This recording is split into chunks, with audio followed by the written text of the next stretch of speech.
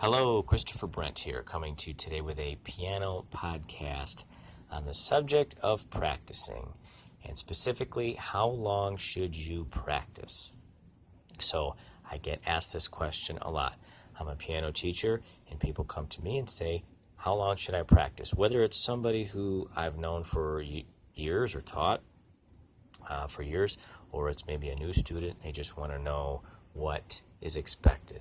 So usually when they say, how long should I practice, I just tell them about 7 to 10 hours a day.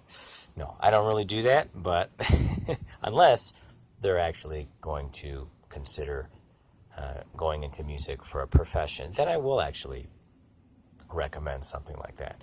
I have had students who have gone on to major in music and they want to get piano performance degrees, and in some cases go on to graduate school and have careers and things like that. Well, you have to practice that much in that situation, right? But that's not most people. That's a very rare, select few people. So most people in general are going to have maybe a half hour to an hour, maybe an hour and a half for somebody who's got a little more time.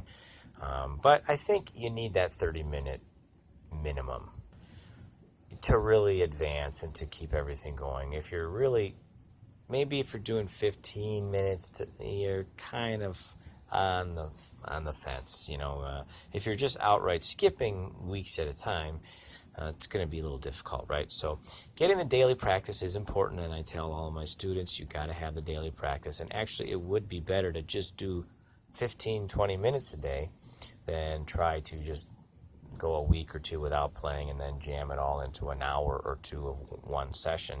That's not really healthy, and it doesn't work. The process doesn't work. The music needs to marinate in your head, and it marinates by you playing it a little bit, maybe a half hour or an hour or something, and then letting it just sit in your brain for the rest of that day. Then you go play again and kind of renew it a little bit, right? And then it marinates. That process of marinating has got to happen. So if you're just not doing it, then it's not going to happen. So you need to have that 30-minute target. If you can meet that, you're going to go for 45 minutes. If you can meet that, go for 1 hour, right? If you're somebody who's considering a serious musical career, you better be doing hours and hours on end. If you're going to be a classical musician, at least from a piano perspective, as a pianist, you got to be playing 3 hours a day or more, sometimes way more. If you're a voice student or somebody playing another instrument where you are required to deal with matters of breath and your vocal cords, obviously you're going to be way more limited in your time. So pianists can play 10 hours a day. Vocalists probably shouldn't do more than maybe 1 to 2 hours, I would think. So they can really strain their voice if they try to do more than that. So, but that's vocalists. So for pianists, get that half-hour goal going. Maybe go for 45 minutes if you can. But besides that, you have to be practicing efficiently. That's actually the most important thing. Even if you sat down and you practiced for 15 minutes, even less than your 30-minute goal there, you 15 or 20 minutes, and if it was really solid, efficient practice, that's not too bad. That's the thing. If you're going an hour or two and you're just playing the piece over and over again with no thought, not making any improvements, then that's not efficient. That's not effective. So you have to make sure that you've talked things through with your teacher, and that sense of efficiency and development is taking place in your practice sessions. So even if it's not a long time, if it's efficient, you could start to make improvements and develop as a pianist. So that is first and foremost. You've got to make sure that you're practicing efficiently. And then you can obviously make a goal as far as time, and that's going to change for different situations, right, at different times in life. And you got to obviously deal with whatever it is that you're dealing with, whether it would be school or family or life or a job, something like that. So everyone's time management comes into play when we're talking about all of this. So if you are a music student who is in music school, you should really be listening to this right now. You should be in the practice room, right? So that's the thing. When you get done practicing, practice more, right? But those are people who are going to play big works, right? And maybe they're going to competition or something like that. And that's another world out there is competitions. I might do a podcast talking about the wonderful world of piano competitions and the pros and cons of that whole situation, because that does bring out big-time practice marathons, right? So everybody's in a different boat. So I kind of separate those who want to have a music career versus amateurs, right? And most people are going to be amateurs, right? So the amateurs are going to obviously have a little less time, and that's okay. So the efficiency part comes out obviously for them as well as it does for those seeking a professional career. They have to practice efficiently too. They just have to mass a large amount of repertoire. So that's why they have to practice as long as they do, or one of the reasons.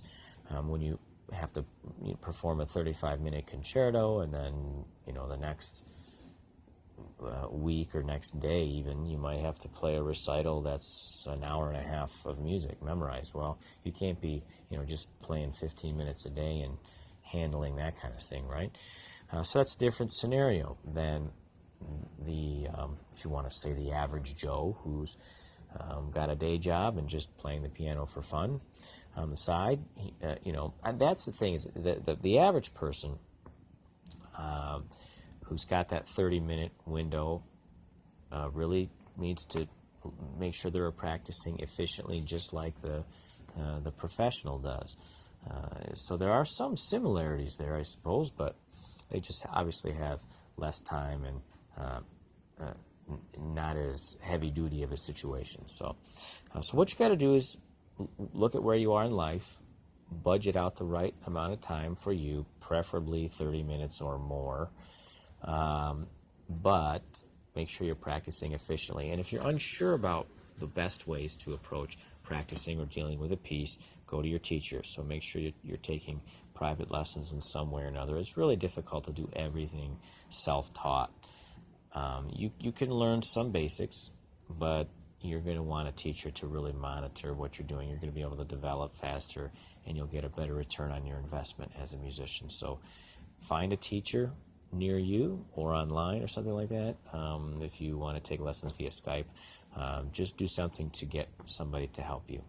So even the best musicians in the world really do have somebody helping them or teaching them or advising them in some way or another.